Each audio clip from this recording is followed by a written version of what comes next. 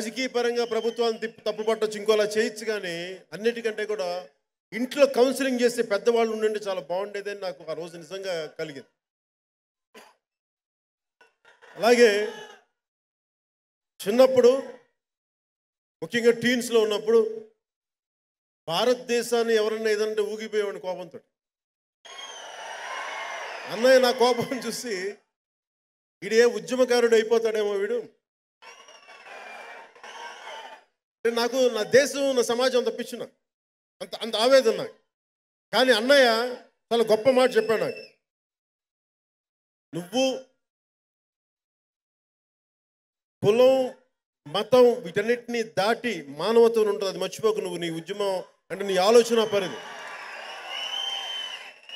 అది నన్ను ఆపేసి, అది నన్ను ఎక్స్ట్రీమిటీస్కి వెళ్ళకుండా నన్ను ఆపేసిన మాట. అలాగే ఇంకొకసారి ఇవన్నీ నా జీవితంలో నేను అనుకుని ఏం చేయలేకపోయి చెప్పి 22 ఏళ్ళ వయసులో తిరుపతికి వెళ్ళిపోయి మన నిర్మాత తిరుపతి ప్రసాద్ గారు ఉంటారు, ఆయన ఒక యోగాశ్రమంలో పెడితే నేను సంపూర్ణంగా నేను వెళ్ళి గంటల కొద్దీ మన మెడిటేషన్స్ ఆసనాలు చేసుకుంటే మా అన్నయ్య కనిపించలేదు ఒక 5-6 నెలలు. సో మా అన్నయ్యకి నేను చాలా హితబోధ చేశాను, చిరంజీవి గారు ఇది ఇట్లా ఉంటుందని. నేను చెప్పాను నాకు ఏం అవసరం లేదు, నేను ఇట్లా వెళ్ళిపోతానంటే ఆయన అన్న గొప్ప మాటలు ఏంటంటే ఎంత మార్చేసినాయి అంటే, ఆ మాటలు ఏమన్నాయంటే, నువ్వు భగవంతుడి వైపు వెళ్ళిపోతే నువ్వు చాలా స్వార్థపరుడు అయిపోతున్నావు, నువ్వు సమాజానికి నువ్వు ఎందుకు ఉపయోగపడలేవు అంటే అది ఇంకొకళ్ళు ఎవరైనా చేయని, కానీ నువ్వు నీ మీద ఆధారపడే వ్యక్తులు లేకపోవటం, కుటుంబ సభ్యులు లేకపోవటం, అందువల్ల నువ్వు చేయగలుగుతున్నావు తప్ప నిజంగా నీకు ఇంట్లో బాధ్యతలు ఉంటే ఈ మాటలు మాట్లాడవరా. ఆ మాటలు ఏదో మా అన్నయ్య గారిని చెప్పాలి, ఆ మాటలు నిజంగా నన్ను తీసుకొచ్చి కష్టపడి దెబ్బలు తిన్నాను, కింద పడ్డాను, మీద పడ్డాను, ఈరోజు నన్ను ఇక్కడ దాకా మీ ముందు తీసుకొచ్చేదాకా నన్ను నిలబెట్టిన ఆ రోజు ఈ మూడు సంఘటనలు. అందుకు నాకు ఆయన చాలా స్ఫూర్తి ప్రదాత ఆయన. అలాగే ఉయ్యాలవాడ నరసింహారెడ్డి, ఇది చాలా ప్రత్యేకంగా ఒక కర్నూలుకి సంబంధించిన రేనాడు అంటాం, రాయలసీమలో రేనాడు ఒక నదీ పరివాహక ప్రాంతాన్ని రేనాడు అంటాం. అలాంటి రేనాటి వీరుడు, అందుకే చెప్పాను నేను మాట్లాడింది, నాకు చాలా అరుదైన అదృష్టం వచ్చింది. ఇలాంటి గొప్ప సినిమాకి నాకు గళం ఇవ్వగలిగే అదృష్టం నాకు నిజంగా, నేను సినిమాకి నా గొంతు ఇవ్వడం నేను చాలా అదృష్టంగా భావిస్తున్నాను ఒక అభిమానిగా. బాగున్నామా? కొణిదెల ప్రొడక్షన్స్ వీటికి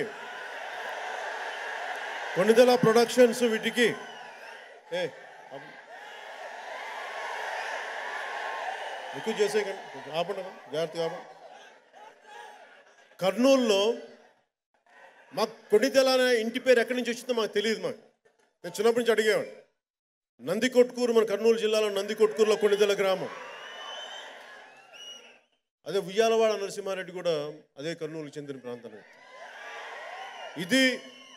ఈ సినిమా ఇది తెచ్చుకుంది కాదు, అది వెతుక్కొని అన్నయ్య గారి దగ్గరికి వచ్చింది. నువ్వే ఉయ్యాలవాడ నరసింహారెడ్డి, నువ్వు చేస్తేనే న్యాయం జరుగుద్దని. అది మళ్ళీ ఎవరినో నిర్మాతలను పెట్టుకోలే, ఒక కొణిదెల ఇంటి పేరు పెట్టుకున్నా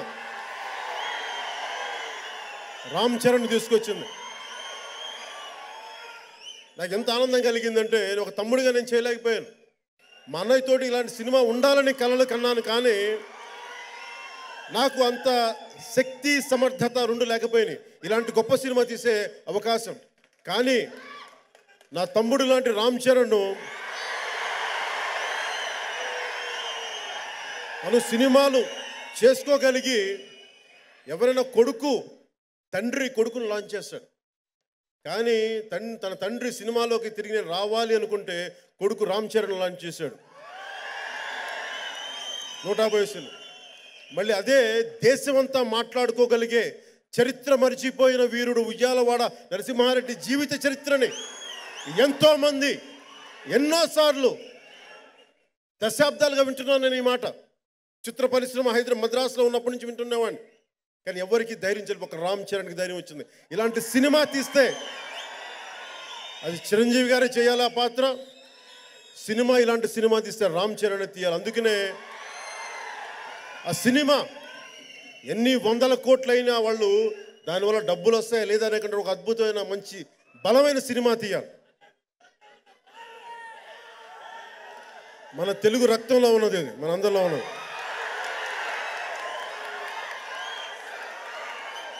అలాగే దర్శకులు సురేందర్ రెడ్డి గారు, ఇది ఆయన ఒక కళ, అది ఆయన కళని సాకారం చేసుకున్నారు.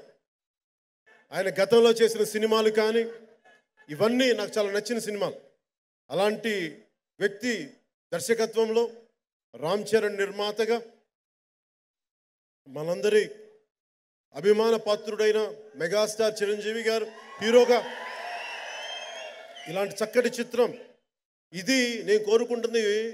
ఇందాక నేను చాలా ట్వీట్స్ను చాలా ఫేస్బుక్లో పెట్టాను. ఏంటి మర్చిపోయినంటే మన దేశం చరిత్ర ఎవరో రాసిందో మాట్లాడతాం మనం. ఒక ఆఫ్రికన్ సామెత ఉందండి, అందులో వీడియోలో ఒక ఆయన చెప్తా ఉన్నాడు.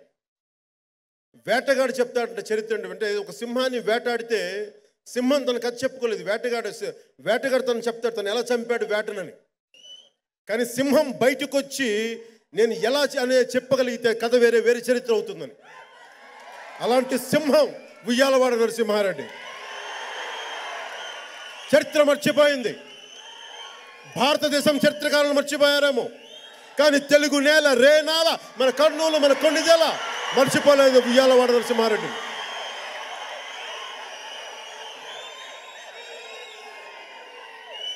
అలాంటి గొప్ప నేలలో పుట్టిన వీరుడి చరిత్రని చాలా సగర్వంగా భారతదేశానికి సిపాయి మ్యూటినీ కంటే ముందు 10 సంవత్సరాల కంటే ముందు ఇలాంటి గొప్ప వీరుడు, అలాంటి గొప్ప నాయకుడి చరిత్ర ఈ రోజున మనకి చాలా స్ఫూర్తిదాయకమే కదా. ఈ దేశం కోసం ఎంతమంది చనిపోయారు అజ్ఞాత వీరులు. అలాంటి చరిత్ర గుర్తించిన ఒక అజ్ఞాత వీరుడు ఉయ్యాలవాడ నరసింహారెడ్డి.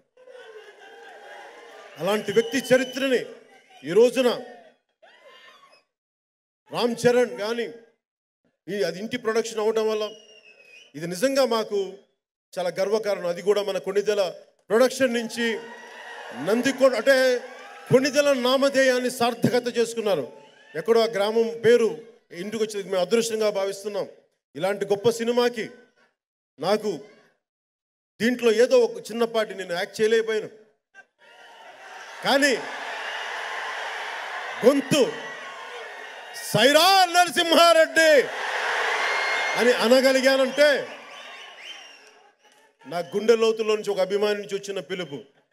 అన్నా నువ్వు బద్దలు కొట్టగలవు, అన్నా నువ్వు చరిత్ర తిరగరాయగలవు, అన్నా మేము మీకు బానిసలు, నీకు దాసోహం, అందుకు నేను నరిచానమ్మా.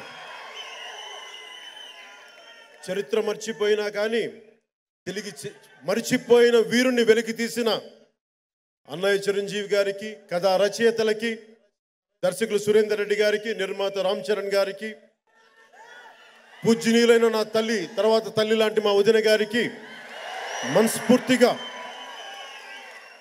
చిత్రంలో నటించిన నటీనటులందరికీ, అలాగే ప్రత్యేకంగా అమితాబ్ బచ్చన్ గారికి మనస్ఫూర్తిగా ధన్యవాదాలు తెలియజేసుకుంటున్నాను. సో మీ అందరికీ ఇంత అపూర్వమైన అవకాశం ఇచ్చిన మీ అందరికీ పేరు పేరున ధన్యవాదాలు తెలుపుకుంటూ సైరా నరసింహారెడ్డి, జై హింద్.